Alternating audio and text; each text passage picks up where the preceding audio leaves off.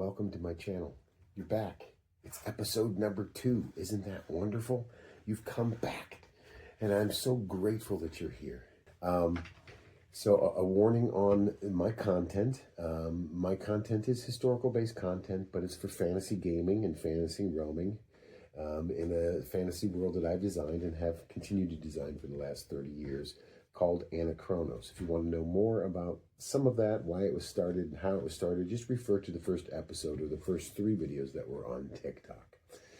But I'm going to warn you that no, I am not a historian. I am not. I do not have a degree in history. Although I kind of wish I would. I probably should have went that direction instead of entertainment. But nonetheless, I absolutely love that you're back, and thank you so much for being here. I would definitely love to tell you that the first creation story that I'm going to tell you about, I'd love to tell you that I was working it all out in my head, and I was going backwards, like, okay, well, what's the newest creation story, and going to the oldest one last, but that is not the case.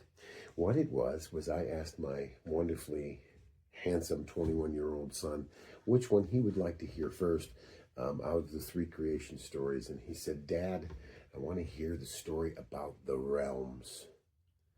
So, without further ado, that's what this is going to be about. As you can see, today's a little bit differently. I have a different outfit on. In fact, I have a kilt on, but you can't see it because I'm sitting down. Rick the Historian is actually a kilted pirate. And my actual name, if I were in the game, playing the game, one of my go-to characters is this character, and that character's name is Edward A. Newton.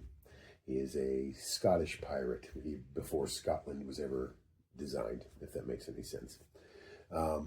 So, without further ado, the history and the creation story of the Rhelms. The Rhelms are a collection of 9 human races that were all created by the dragons. Now, they're not going to tell you that. They don't believe that. There are 42 races in my world, and the dragons thought that when they were making the humans, they thought, well, we're going to take a little bit from every other race, and we're going to try to create one being out of that and see what we can get. All the other races are created from either an animal or various other different creatures that are on the planet. But the humans were an amalgamation of a mixing pot, so to speak, of all the races that were in the world. And what they ended up with was 9 separate races. Now, 9 different types of humans is really more based on demeanor. It's based on geographical, and it's also based on intelligence levels. So the 9th one in the Rhelms is really kind of your Cro-Magnon man. He has the ability to communicate, but it's out of grunts. But here's the good thing about them is that they are actually artists. They're the ones that are painting things in France, or painted things in France way back in history. Yes, I tied that in there somehow. But that 9th group, it doesn't usually get played very often because you can't talk. It does not have any intelligible words or any way of communicating. So that it's rarely, if ever, played. I think maybe I've had 1 or 2 out of 200 people that have played this world that has ever tried to play one. And they're just really difficult to play.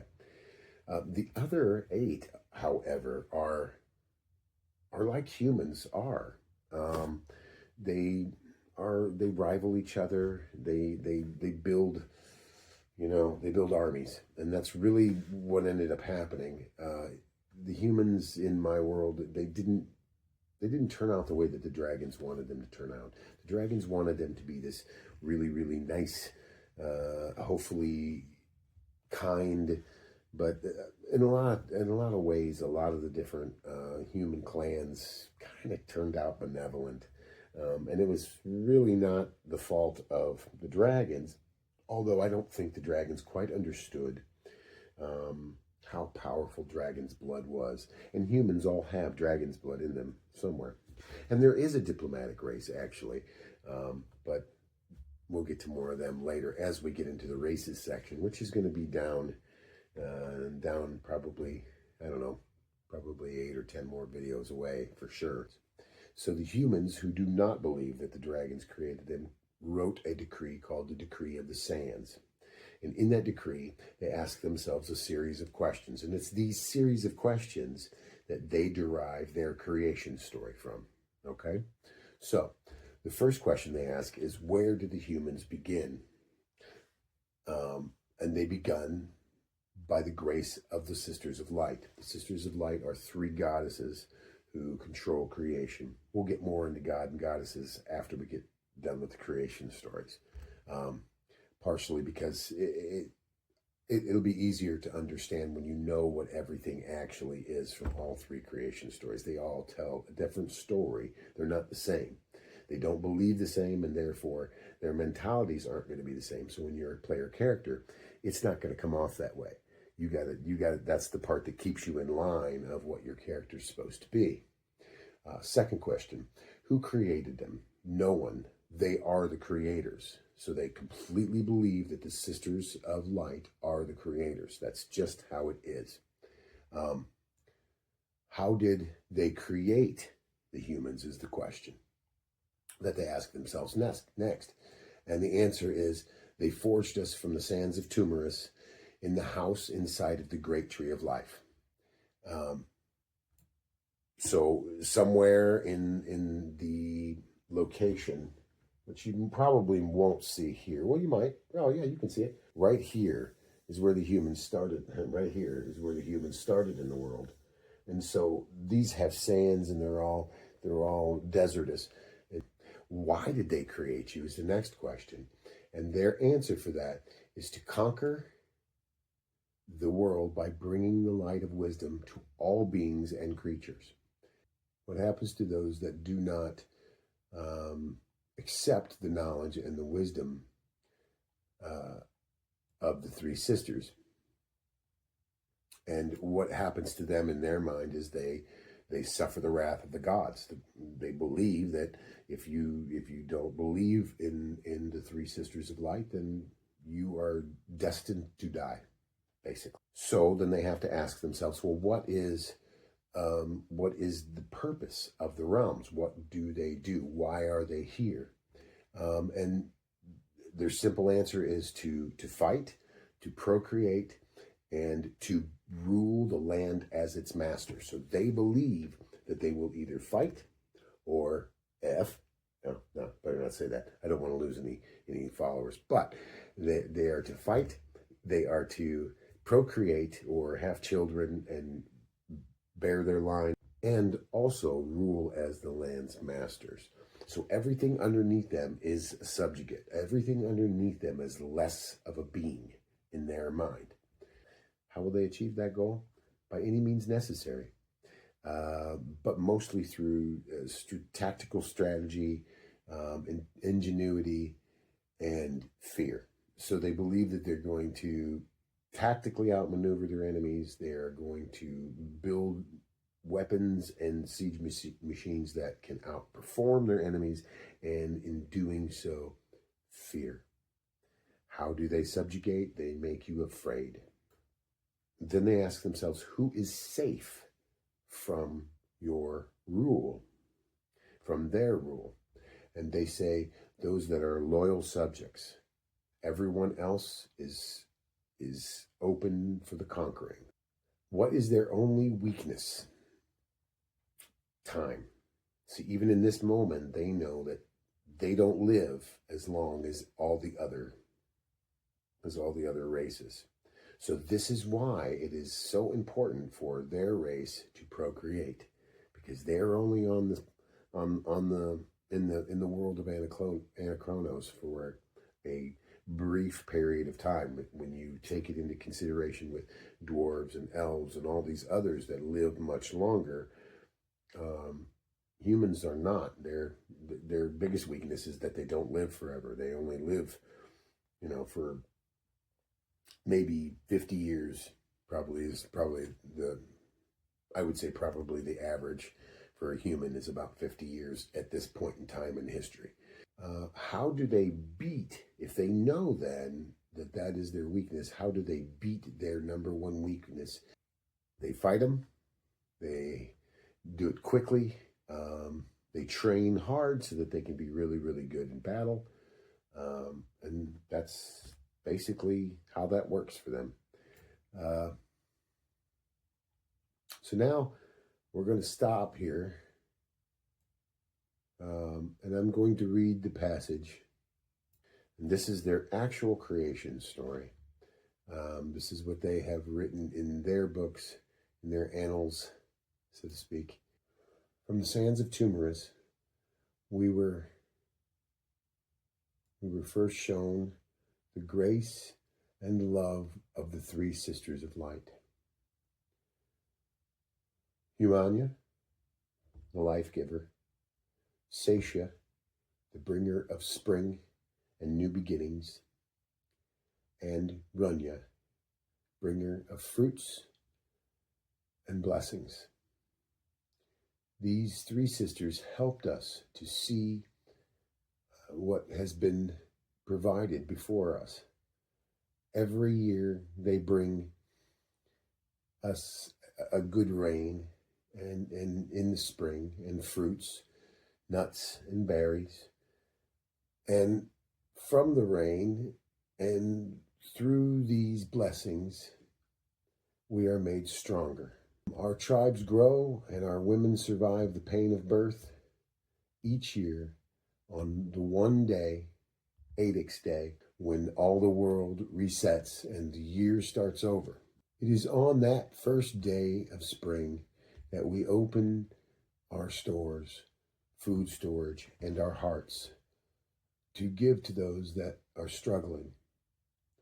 When we have given enough, the rains fall and the new year begins with glory.